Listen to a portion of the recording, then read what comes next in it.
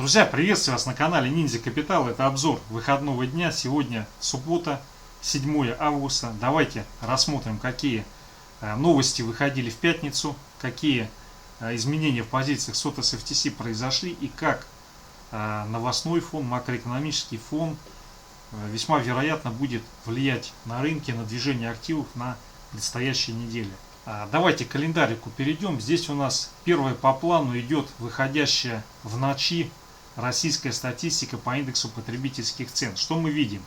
Мы видим, что год к году здесь произошла некая стабилизация, то есть 6,5%, которые были достигнуты, они сохранились.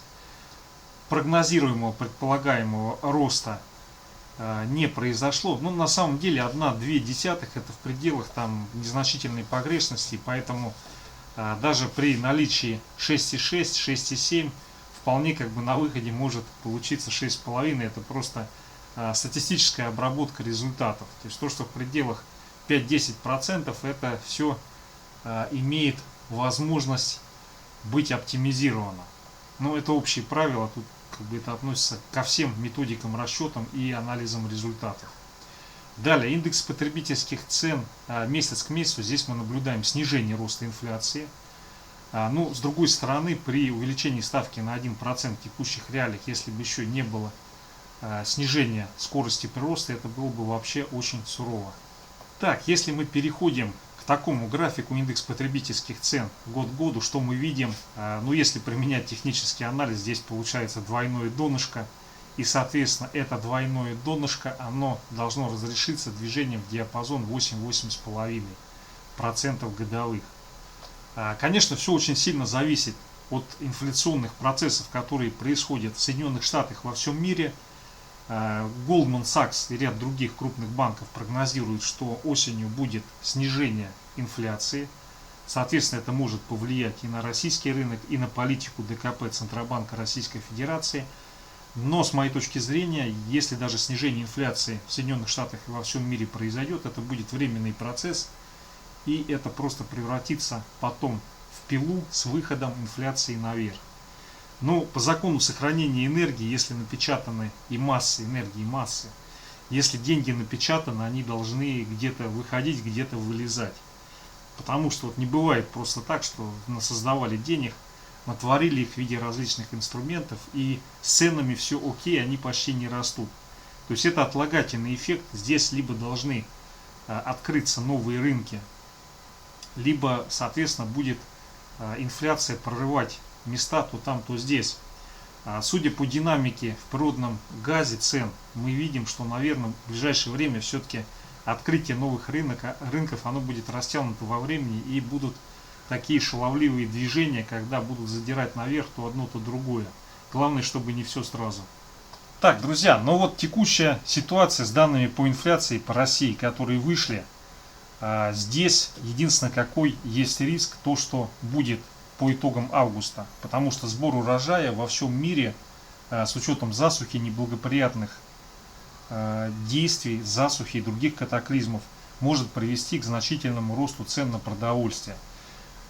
Если даже это не будет по результатам августа, то когда уже все окончательно посчитают, по результатам сентября вполне может произойти здесь виток разогрева инфляционного давления.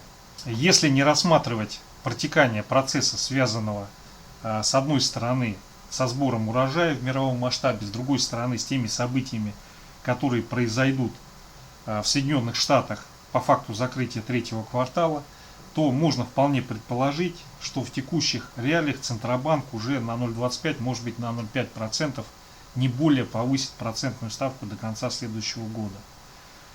Здесь текущая ситуация, если действительно вот эта вот цифра, она соответствует действительности, что инфляция стабилизировалась, то, соответственно, при отсутствии дополнительных факторов, если они появляются по результатам августа и сентября, то, соответственно, небольшую прибавочку и все.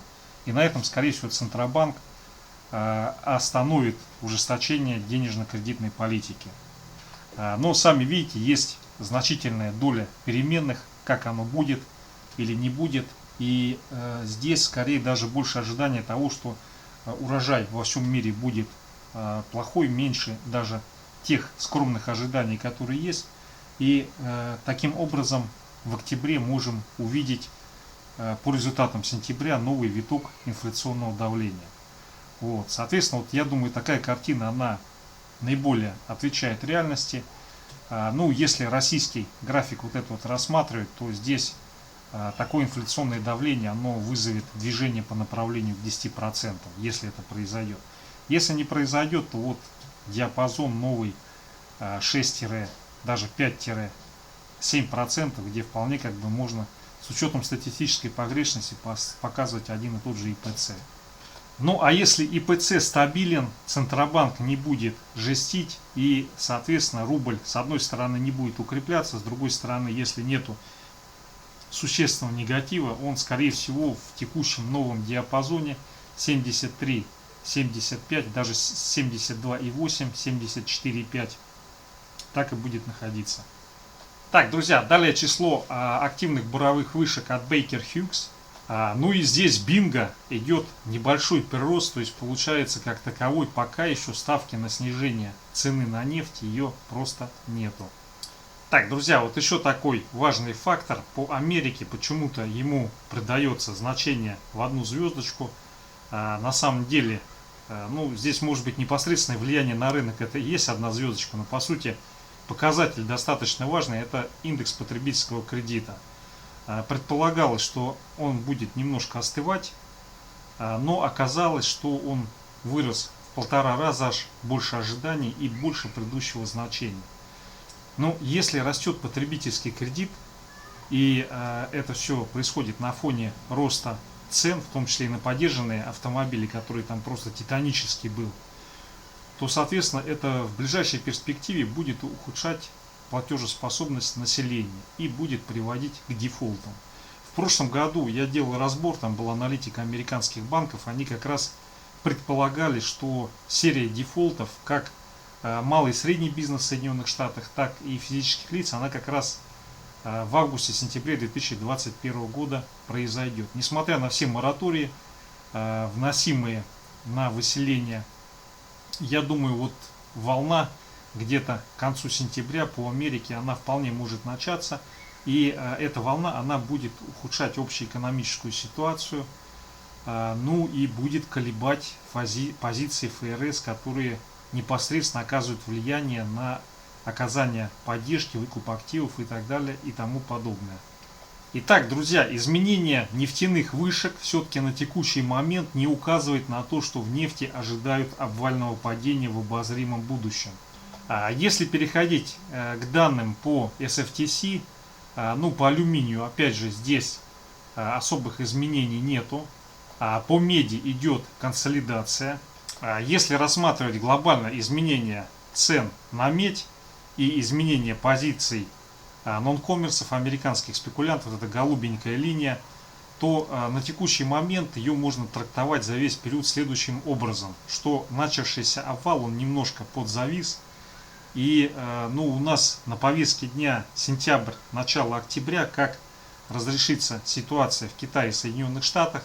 Если там все проскочит и все будет на мази, то, соответственно, мы увидим по меди переписывание максимумов. Сейчас на предстоящую неделю цены на медь, скорее всего, будет консолидация в район достигнутых значений. Но опять же, видите, меди упасть не дали. Скорее всего, медь, если не будет глобального провала, ее где-то на текущих значениях и будут удерживать, потому что, как ни крути, этот металл, он необходим в любом случае для современной экономики, от него просто некуда деться. Так, далее то, что касается позиций по сырой нефти. Но здесь как бы вышки показывают, что цены должны стабилизироваться, но соты указывают на то, что идет планомерное снижение лонгов спекулянтов в нефти. Текущая ситуация по нефти указывает на то, что весьма вероятно предстоящая неделя пройдет в консолидации в районе уровня 72 по Бренту. Но здесь надо четко понимать, что вот это движение, которое сложилось в прошлые разы, когда достигалось 400-390, это приводило к сильному движению. Таким образом, на предстоящую неделю нефть вероятнее всего попытается закрепиться на достигнутых значениях. Если не будет пробоя 66.25, И, соответственно, если удерживаются достигнутые высоты, то это и есть та самая равновесная так называемая цена, в районе которой она может торговаться достаточно длительное время. Как видим с вами, драйверов для роста по нефти сейчас уже нету. То есть пока можно забыть о движении там на 80, на 94 и тем более выше. Но текущие реалии таковы, что если все-таки 66.25 не будет пробито, это давнишний сильный уровень по нефти Brent, то, соответственно, вот мы в этом диапазончике, ключевая цифра это 72, можем достаточно длительное время проторговаться. На следующую неделю, ну, скорее всего, движение в районе 72, может быть коротенькие задерги вниз. Если 66.25 не пробиваем, то, соответственно, все движение будет в диапазоне 71-73,5. Так, друзья, далее природный газ. Здесь спекулянты, судя по всему, крупно налетели, потому что возникший дефицит, соответственно, достаточное количество шортов, ну, оно просто вынуждает толкать цену наверх. Сейчас еще ситуация с Европой, там авария у Газпрома, которая произошла, это все усугубляет предпосылки для роста цены. И опять же, вот я вчера в вечернем видео рассказывал, почему переход на зеленые технологии в ближайшей перспективе может вызвать новый виток спроса на природный газ. Так, друзья, далее золото. По золоту неделя была весьма-весьма. Сначала рост, потом, когда начали намекать, что возможно прикрутят кран с деньгами, соответственно, золото оно сходило вниз. На текущий момент ключевая поддержка 1750-1760 диапазон. Произошло в сотых небольшое снижение лонгов. Пока это нельзя трактовать как изменение тренда и снижение по золоту. Соответственно, удержание диапазона 1750-1760 оно приведет к тому, что золото уже в ближайшее время вернется к тестированию 1814, потом 1830. Ну и по золоту, если к неделькам переходить, то, соответственно, вот у нас 1750, если 1750 не пробивается, то по факту консолидации у нас отсюда происходит серия коррекционных отскоков. Ну, конечно, в перспективе у них цель 2050, но здесь ближайшая цель находится в районе 1814-1820, сильные уровни, о которых мы с вами ранее уже говорили. Вот, поэтому на предстоящей неделе по золоту будет решаться вопрос, пробьем, не пробьем 1750. Если здесь все-таки пробой наступает, то цель движения это поиск поддержки уже в районе 1645-1650. Вот здесь вот в этих значениях. Движение сотых не указывает на то, что разовьется такое значительное снижение. Здесь больше факторов указывает на то, что будет консолидация и попытка отскока. Так, друзья, ну и что примечательно, по серебру произошел рост лонговых позиций. То есть по серебру делают ставку на то, что серебро на предстоящей неделе будет расти. Так, далее палладиум. Здесь боковик. По платине даже ситуация она более такая негативная, чем по палладиуму. Вполне может быть тестирование 1000 на предстоящей неделе. Но если текущие значения уровень 1030 будет удержан, то, соответственно, мы пойдем пытаться закрепиться в районе 1070-1074. Но здесь хотел обратить внимание, что если мы говорим о переходе на зеленую энергетику, ускоренная, либо там растянутая во времени, то в первую очередь должен быть рост спрос на металлы, на серебро, на медь, на никель. Палладий и платина, они будут во втором эшелоне идти. Это связано со спецификой развертки инфраструктуры и строительства объектов, обеспечивающих производство и выработку, сохранение, транспортировку того, что связано с зеленой энергетикой.